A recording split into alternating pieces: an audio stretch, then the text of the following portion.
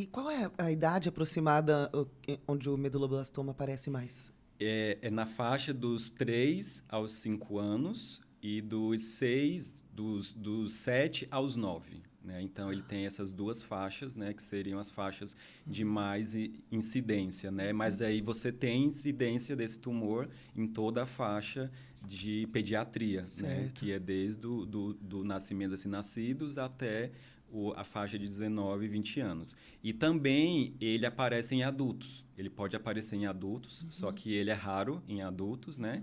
Inclusive, tem uma descrição de mais ou menos a incidência ser 10 vezes maior em crianças do que em Nossa. adultos. Então, por isso que ele é considerado um tumor pediátrico. Pediátrico.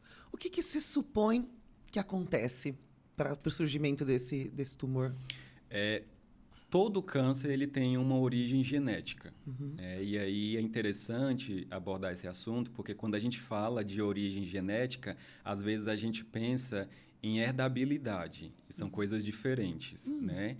Então, quando a gente fala, né, que todo câncer ele tem uma origem genética, é porque ele se desenvolve a partir de uma alteração genética.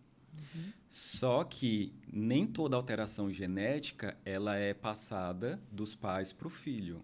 Ela pode ocorrer espontaneamente. Então, a qualquer momento, a gente pode estar tendo, aliás, a todo momento nós estamos tendo alterações genéticas. Só que a gente tem genes e que codificam proteínas que corrigem essas alterações.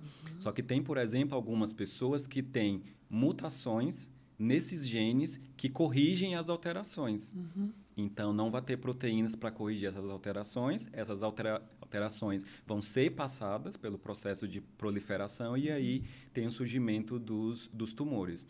E aí, quando a gente fala de herdabilidade, aí é quando a alteração genética passa dos pais para os filhos. E aí é muito interessante que, quando a gente aborda essa questão, as pessoas acham que a maior porcentagem de causa, né, de origem, é de herdabilidade, e não é.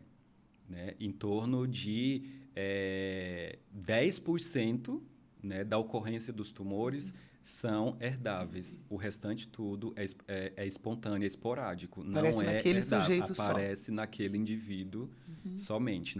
Ele não tem nenhum histórico, né, na família, né?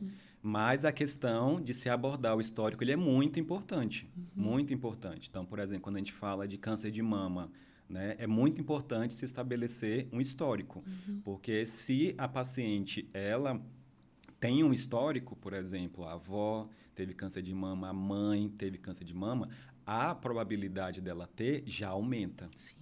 Né, comparado a uma mulher que não tem histórico. Então, se precisa já ter um monitoramento maior. Hoje, por exemplo, que eu falo a importância da pesquisa, né, do desenvolvimento e da identificação de biomarcadores, já existem genes, por exemplo, para câncer de mama, que você faz o exame e você vê se você tem essa mutação ou não. E se você tem a mutação, já é um aumento na predisposição. E aí, se você tem histórico, aí aumenta mais. Então, a mulher ela já consegue ter uma identificação de qual é a situação dela naquele momento. Foi isso que a Angelina Jolie acho que fez Isso, uns anos atrás, né? Porque a mãe dela tinha exatamente. histórico, ela descobriu e Isso. fez a mastectomia Isso. antes de ter o câncer. Isso aí é um tratamento preventivo, né?